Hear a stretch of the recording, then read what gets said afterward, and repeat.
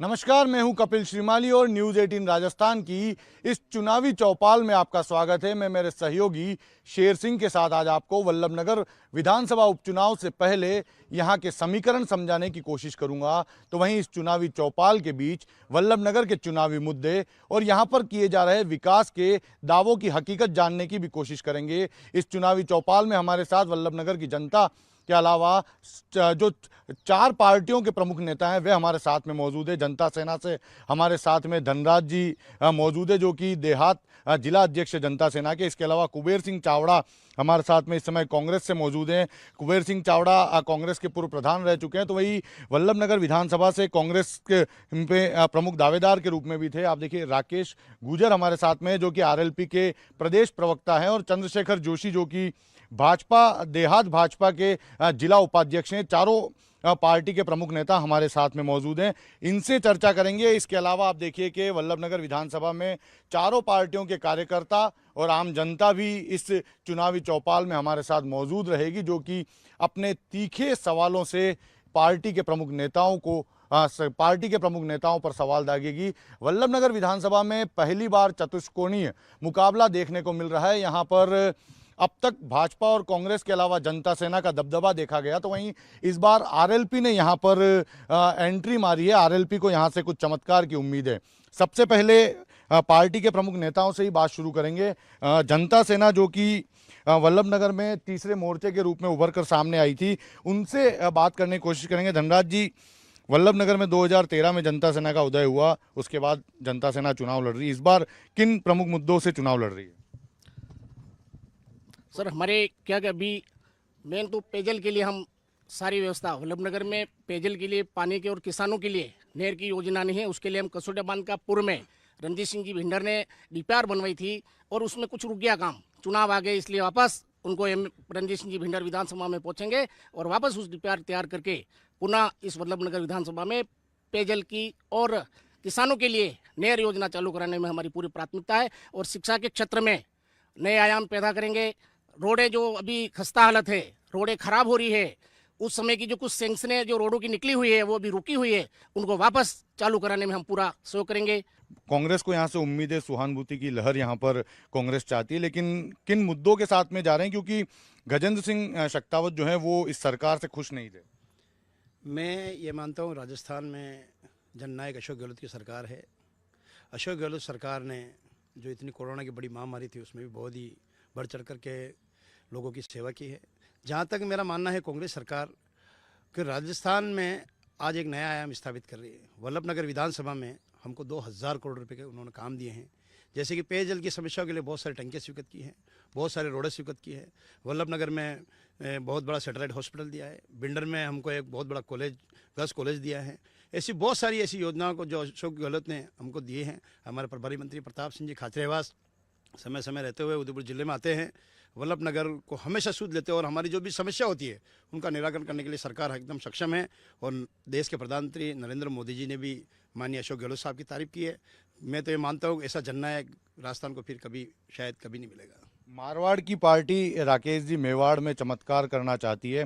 क्या लगता है आपको, मेवाड़ में जो एंट्री की उसमें सफलता मिल पाएगी? देखिए, निश्चित रूप से कपिल जी, राष्ट्रीय लोकतांत्रिक पार्टी को बने हुए करीब 2.5 साल का समय हो चुका। अब ये 29 तारीख आएगी, इसको 3 साल हो जाएंगे पूरे। निश्चित रूप से राष्ट्रीय लोकतांत्रिक पार्टी राजस्थान में एक नया आयाम स्थापित करना चाहती है। 5 प्रधान, एक चेयरमैन हमारा और 3 विधायक एक अलग समय में राष्ट्रीय लोकतांत्रिक पार्टी ने बड़ी मजबूती के साथ लड़ी है। और आज राजस्थान में भारतीय जनता पार्टी तो खत्म हो चुकी है, विपक्षी भूमिका है ही नहीं। आप मुझे बताओ किस प्रकार से कांग्रेस के राज में लॉ एंड ऑर्डर बिल्कुल समाप्त हो चुका है।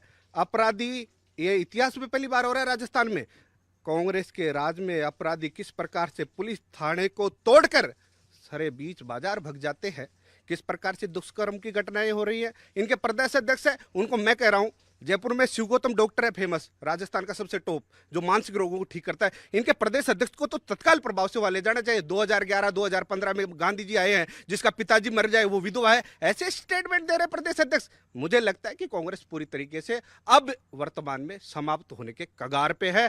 वल्लभनगर में भाजपा प्रत्याशी की जमानत जब्त हो गई। इस उपचुनाव में भी भाजपा ने गलती कर दी है। नहीं, ये आपका दृष्टिकोण हो सकता है। भाजपा पिछड़ी नहीं है। अगर पुराना इतिहास उठा के आप देखेंगे तो समझौते में सीट गई, वो हम विजित हुए। बीजेपी का यहाँ से विधायक भी जीता।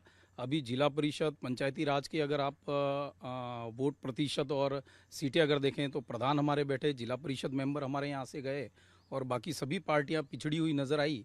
तो उस दृष्टिकोण से देखें, और पिछली बार भी जो हमारा कैंडिडेट खड़ा हुआ था तो भारतीय जनता पार्टी का जो कैडर बेस्ड पार्टी है और जो वोट हमको मिलना था वो हमें मिला। हाँ, कुछ विग्रह जरूर रहे, लेकिन इस बार चुनाव में एक अप्रत्याशित परिणाम आने वाले हैं और जनता जो है यहाँ की वल्लभनगर की विकास के नाम पे वोट देगी। उन्होंने कांग्रेस को भी देखा है और अन्य दलों को भी देखा है। पिछली बार जो प्रत्याशी भारतीय जनता पार्टी के थे, जिन्होंने बहुत भारतीय जनता पार्टी को यहाँ पर आगे की ओर बढ़ाया था, लेकिन इस बार उन्हीं का टिकट काट दिया। ये माना जा रहा था कि उनका टिकट पक्का है, लेकिन उदयलाल डांगी जो कि अब आरएलपी से चुनाव लड़ रहे हैं, उनका टिकट काट दिया गया। और आम जनता में या फिर राजनीतिक चर्चाओं में ये चीज़ है कि बीजेपी ने इसको एक बड़ी गलती की है। नहीं, ऐसी कोई बात नहीं है, केवल मीडिया की है। बाकी आम कार्यकर्ता, भारतीय जनता पार्टी जो है कैडर बेस्ड कार्यकर्ताओं की पार्टी है और कोई एक व्यक्ति इसको आगे नहीं बढ़ाता है, सभी कार्यकर्ताओं के सामूहिक प्रयास होते हैं। देखिए, यहाँ पर आमजन भी हैं, कार्यकर्ता भी हैं, उनसे बात करेंगे कि कितना विकास यहाँ पर हुआ है। अभी वे अपने प्रत्याशियों से क्या चाहते हैं, आप क्या मानते हैं, कितना विकास हुआ है इस क्षेत्र में? विकास जो हुआ है वो आज दिन तक कांग्रेस पार्टी ने विकास कराया है। बाकी की पार्टियां केवल एक आरोप लगाती है। यहाँ पर 4 पार्टियां लड़ रही है, जिसमें कांग्रेस प्रथम विजय है, बाकी सेकंड कौन आवे इसलिए लड़ रहे हैं। आज की तारीख में जो आप कह रहे थे भी कॉलेज इतना है, अरे हम तो ला रहे हैं विकास, आप तो बेचने के लिए बीजेपी बेच रही है।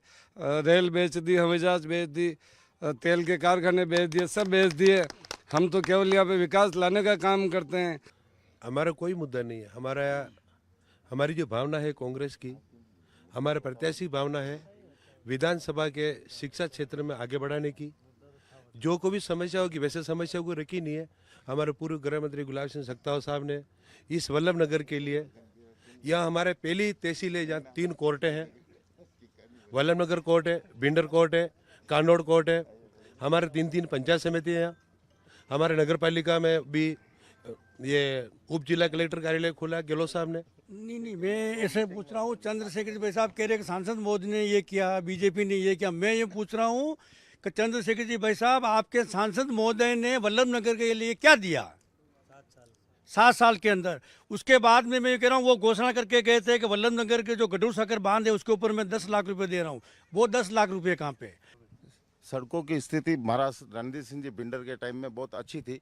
2 साल से इस केंद्र सरकार और राज्य सरकार के, केंद्र से भी कोई सड़क नहीं बनी है वल्लभनगर के अंदर, और राज्य सरकार से भी कोई सड़क नहीं बनी है।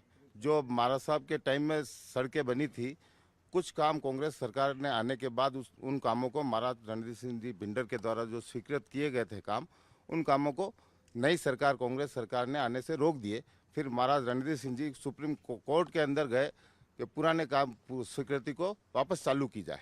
उसके बाद महाराज साहब में कोर्ट के द्वारा सरकार को फटकार मिली और उन रोडों का काम चालू हुआ। मेवाड़ में एंट्री करना चाहते हैं, लेकिन मारवाड़ में पार्टी टूट रही है। देखिए, निश्चित रूप से इन्होंने जो आरोप लगाया था कि उपाध्यक्ष जी इस्तीफा दे, तो मैं इनको कहना चाहूँगा कि उनका व्यक्तिगत विचार था कि मेरे जाति का एसएचओ है, मेरे जाति का सीआई है। मैं आपको ये बात भी अवगत कराना चाहता हूँ कि हनुमान बेनीवाल कभी जातिवाद की बात नहीं करता। आपको याद होगा नागौर के अंदर डांगावास प्रकरण हुआ था, मेघवाल समाज और जाट समाज का आपसी विवाद हो गया था। ये पुलिस प्रशासन की नाकामी थी उस टाइम में भी। और ये आप धन्यवाद दो हनुमान बेनीवाल को, जिसने जाट समाज के वोटों की परवाह नहीं करके दलित समाज के घर जाके, उनकी बैठकों में जाके और उनके मान सम्मान और स्वाभिमान की लड़ाई में हनुमान बेनीवाल राजस्थान का पहला विधायक था। लोगों का मानना है कि सड़कें नहीं है और पेयजल की समस्या अभी भी बरकरार है। हमने पूरे विधानसभा क्षेत्र में कई जगह घूमे, सड़कें अधिकांश जगह टूटी हुई है, भिंडर को छोड़ के। ऐसा है, पहली बात तो लोगों का नहीं, पार्टी के कार्यकर्ता जो हैं, विपक्ष पार्टी के कार्यकर्ता हैं, वो जो यहाँ बैठे हुए हैं, उनका ये आरोप है। तो सांसद के बारे में तो आप स्वयं, और ये स्वयं भी यहाँ के जो विपक्ष है वो स्वयं भी ये कहता है कि पूरे भारतवर्ष में ऐसा ऊर्जावान सांसद जिसने एक मतलब गांव-गांव का यहाँ के वल्लभ नगर के गांव-गांव में दौरे किए। गांव-गांव में यहाँ रेलवे लाइन का इतना लंबे समय से था, रेलवे लाइन से लेके अफीम के पट्टों से लेके विविध विकास कार्यों से लेके अगर उनको गिनाने बैठेंगे तो शाम हो जाएगी। रही बात अभी जिला प्रमुख हमारी भारतीय जनता पार्टी की बनी, 1.5 से 2 करोड़ रुपए की घोषणाएं उनकी ओर से हुई। रही बात राज्य सरकार की, तो राज्य सरकार आप देख लीजिए कि 3 सालों में जो मुख्यमंत्री 18 महीने अंदर बंद रहे, रीट के पेपर आउट हो रहे हैं, छात्र आत्महत्याएं कर रहे हैं, बेरोजगारी की दर जो है यहाँ पे 27.9% जो है राजस्थान में मानी जाती है, अपराध 300% बढ़ गया है।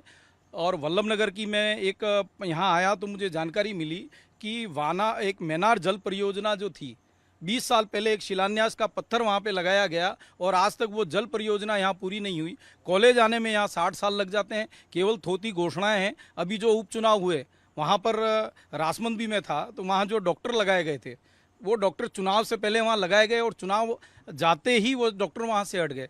अभी तक जितनी भी घोषणा की हैं, अंतरात्मा की आवाज़ पे हमारे कल ही बघेल साहब आए, तो ये घोषणा वाले मुख्यमंत्री हैं, घोषणा गहलोत हैं, घोषणा वाली सरकार है, घोषणा करके और विस्मृत करने वाली सरकार है।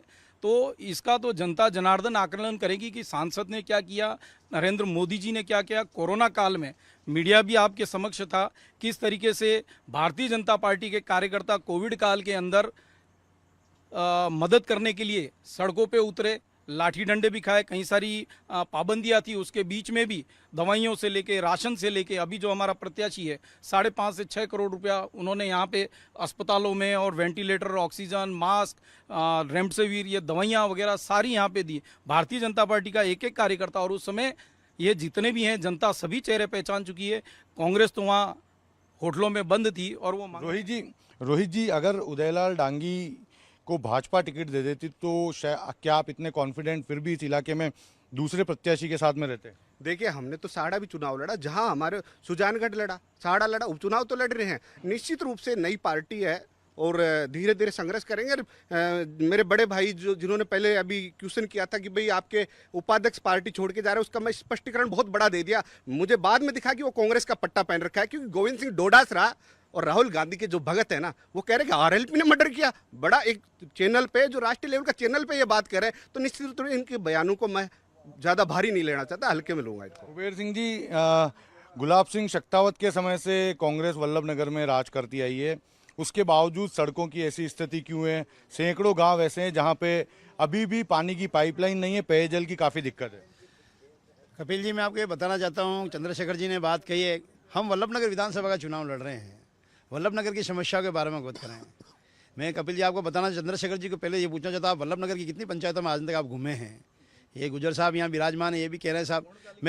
मैं आपसे ये पूछना चाहता हूँ, गुलाब सिंह जी सख्तावत साहब, मैं तो आपसे पूछना, भारतीय जनता पार्टी यहाँ पे गुलाब सिंह जी सख्तावत साहब के बाद में जितने एमएलए बने, मैं तो चंद्रशेखर जी से पूछना चाहता हूँ, एक कोई ऐसी बड़ी उपलब्धि गिना दे मुझे। गुलाब सिंह जी को बता दूं, हमारा जोड़ू डैम गुलाब सिंह ने बनाया, भिंडर का डैम गुलाब सिंह ने बनाया, जितनी जीएसएस बनी गुलाब सिंह ने बनाई, ये पानी की लाइनें, इलेक्ट्रिक लाइनें गुलाब सिंह सख्तावत साहब की देन है। अभी जब वो विधायक थे उस दौर में ऐसे क्या काम थे जिनको लेकर आप इस बार जनता के बीच में जा रहे हैं? देखो, महाराज साहब ने 2003 से 2008 के बीच में रोडों की बहुत सारी जालें बिछाई, बहुत बड़े बड़े गांव जो रोड से जुड़े हुए थे उन रोडों को जोड़ा। और उसके बाद में बताऊँ 2013 से 2018 के बीच में रणजीत सिंह जी भिंडर ने जो विकास के जो काम कराए, वल्लभ भिंडर को तहसील बनाई, वल्लभ नगर कानोड़ को तहसील बनाई, कुरावड़ में नई पंचायत समिति खोली। और आपको बताऊं कि लगभग उस समय ऐसे पुराने मिडिल प्राइमरी स्कूल थे जिनको मिडिल स्कूल में प्रमोनित कराए। ऐसे मिडिल स्कूल पुराने थे दुर्गम एरिया में, पहाड़ी एरियो में, जहाँ पे से मिडिल स्कूल थे, बहुत सारे स्कूलों को सेकेंडरी कराए। सेकेंडरी ऐसे पुराने सेकेंडरी थे जिनको हायर सेकेंडरी कराया था। शिक्षा के क्षेत्र में उन्होंने जितने जो काम कराए शायद मेरे हिसाब से किसी ने कराए। जी बिल्कुल, देखिए और भी कई लोग हैं, आरएलपी के कार्यकर्ता भी हैं। आप आरएलपी मारवाड़ से है, आप मेवाड़ में आकर प्रचार कर रहे हैं, आपकी बात जनता क्यों सुनेगी? जनता इसलिए सुनेगी कि हम पूरे प्रदेश की बात कर रहे हैं। बात ये कर रहे हैं कि कांग्रेस ने ऐसा किया तो किसानों का कर्जा माफ। राहुल गांधी 1 2 3 4 5 पग ला के बोल के चला गया कि 10 तक होगा, 10 दिन निकलते ही माफ़ करूंगा। क्या कर्जा माफ हुआ? और बोला कि बेरोजगारी भत्ता, तक आज तक किसी ने कांग्रेस के प्रवक्ता से पूछो कि किसी को भत्ता मिला क्या? और बीजेपी के नेता बैठे हैं, ये हत्यारी सरकार है, 1000 किसान मर चुके हैं, किसान आंदोलन चल रहा है। अभी तक किसानों की बात क्यों नहीं सुन रही है? उनसे क्या फायदा है किसान बिल का, ये हमें समझाइए। देखिए, विधानसभा उपचुनाव के दौरान राष्ट्रीय मुद्दे, प्रदेश स्तर के मुद्दे काफ़ी हावी हैं। आपसे बात करना चाहेंगे, क्या आप सोचते हैं चारों जो पार्टी के जो प्रमुख नेता हैं उन्होंने अपनी अपनी बात रखी है, इनकी बातों से आप कितने संतुष्ट हैं?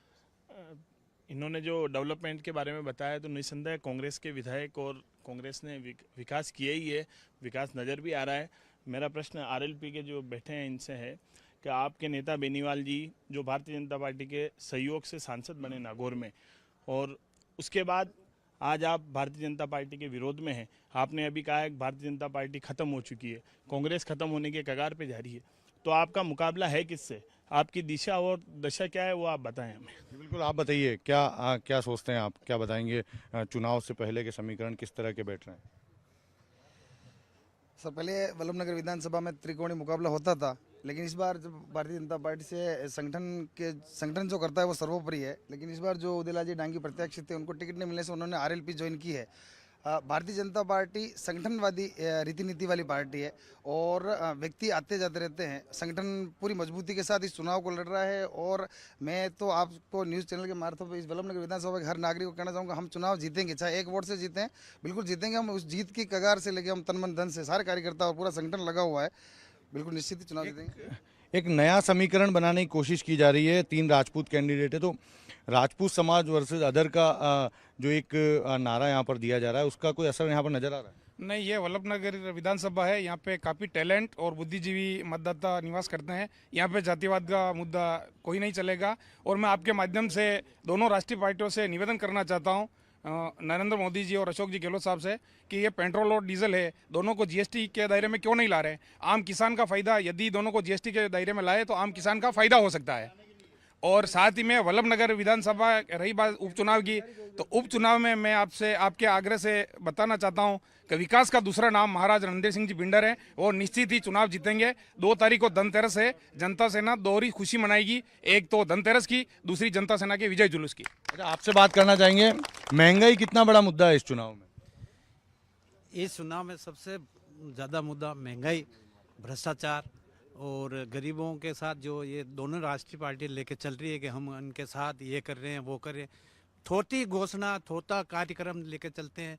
गरीब के साथ ये दोनों ही राष्ट्रीय पार्टियां नहीं रहती है। जैसे मेरे भाई ने कहा कि ये दोनों चीज़ें, जैसे प्रधानमंत्री मोदी ने कहा कि ये एक भारत एक टैक्स, तो इनके फायदे के लिए कि ये जीएसटी से पेट्रोल और ये सब चीज़ें अलग ले लेते हैं। क्यों? आप गरीब के लिए अगर आप दोनों जीएसटी में ले आओ तो ये दोनों ही पार्टी का दुकानदारी बंद हो जाएगी, क्योंकि कि पेट्रोल के दाम 55, 56, 57 रह जाएंगे। तो आम आदमी को फायदा नहीं दे रहे हैं, ये अपनी दुकानदारियां चलाते हैं। और हमारे यहाँ जैसे महाराज रणधीर सिंह जी भिंडर, जो कि इन पार्टियों से अलग रह के और आम आदमी के साथ रह के विकास का हर कार्य करा रहे हैं और हर पुरुष और इनके साथ है और विकास की प्रयास कर रहे हैं। आप बताइए भैया कि युवा जो है, युवा क्या सोचता है इस चुनाव में? सर, सबसे पहले तो मैं बीजेपी से सवाल करना चाहूँगा कि माननीय नरेंद्र मोदी जी का एक स्लोगन है कि बीजेपी का यूथ अध्यक्ष जो गांव का होता है, यूथ लेवल पे, बूथ लेवल पे, वो प्रधानमंत्री बन सकता है।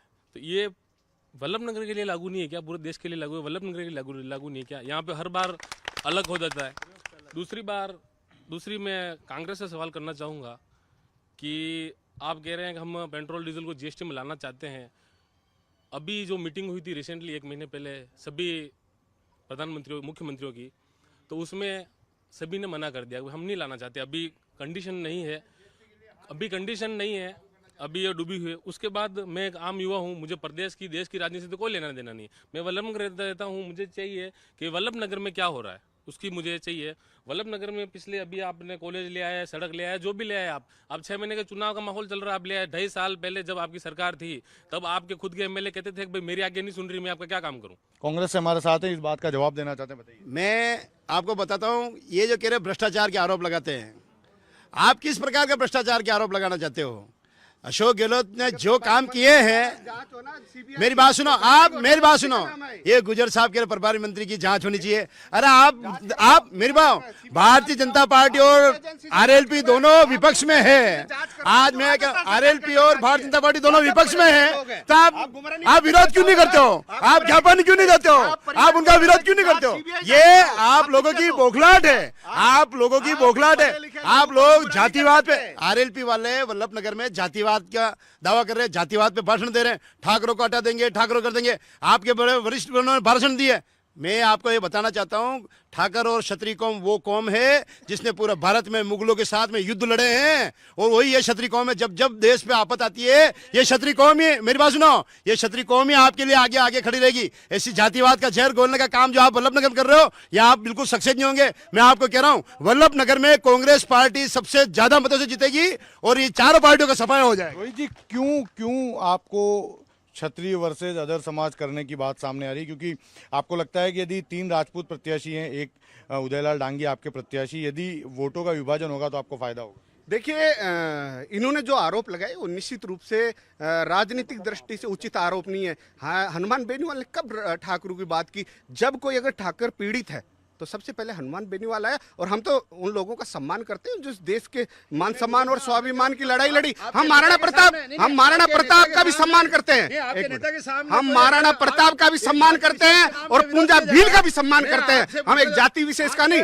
हम सबका सम्मान करते हैं। अगर महाराणा प्रताप के साथ अगर पूंजा भील ने लड़ाई लड़ी तो पूंजा भील का साथ देंगे। अगर राजपूतों का जो इतिहास आप ये कह रहे हैं, हम पन्नादाई का भी सम्मान करते हैं, और मेरे खून में पन्नादाई का खून है। अगर पन्नादाई नहीं होती तो राजपूत नाम का यह राजस्थान में कोई व्यक्ति नहीं होता। चंद्रशेखर जी, आप पर फिर ये बात सामने आई है कि आप, भारतीय जनता पार्टी हर बार वल्लभ नगर में नया प्रयोग कर देती है और जो भाजपा के जो कार्यकर्ता होते हैं उनकी राजनीतिक हत्या हो जाती है।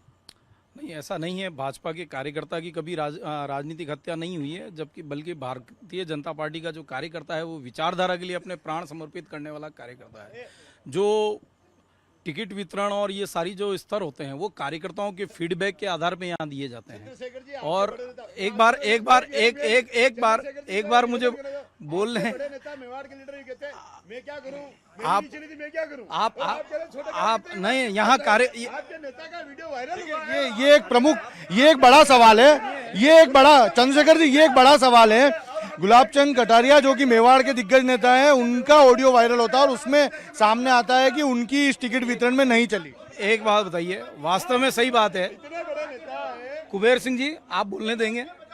अरे एक बार कपिल जी, ऐसा है, भारतीय जनता पार्टी में नेताओं की नहीं चलती है, ये इनके मुख से, श्रीमुख से इन्होंने कहा है। वास्तव में भारतीय जनता पार्टी में कार्यकर्ताओं की चलती है। अंकल